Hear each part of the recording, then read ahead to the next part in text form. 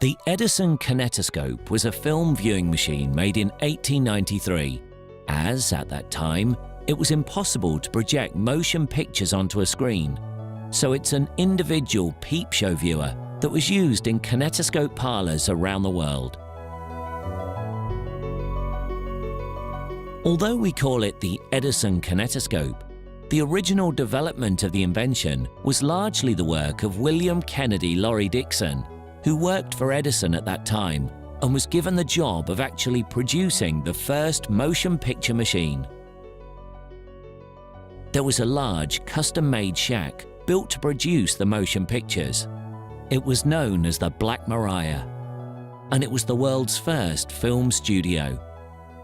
It was able to move enough to follow sunlight, and the roof could be raised, but it was very limited as the camera was too heavy to be moved.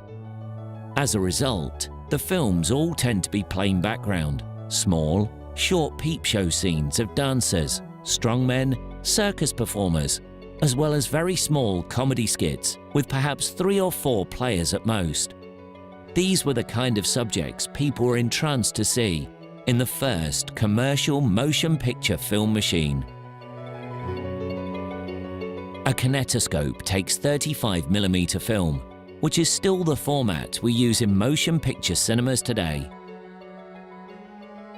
The kinetoscope mechanism was driven by an electric motor powered by an accumulator. The looped film moves continuously with each image being viewed momentarily, as a slot in the revolving shutter came into line with the viewing lens.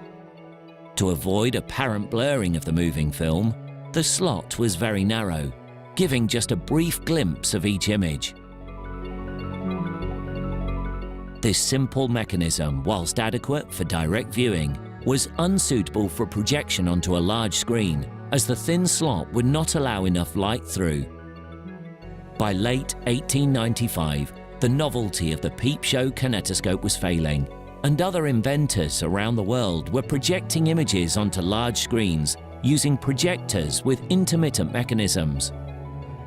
Edison failed to make the jump to screen projection until he bought the rights to a projector designed by inventor Thomas Armat. He was then able to commence screen projection in April 1896. By that time, the kinetoscope was already a historical curiosity.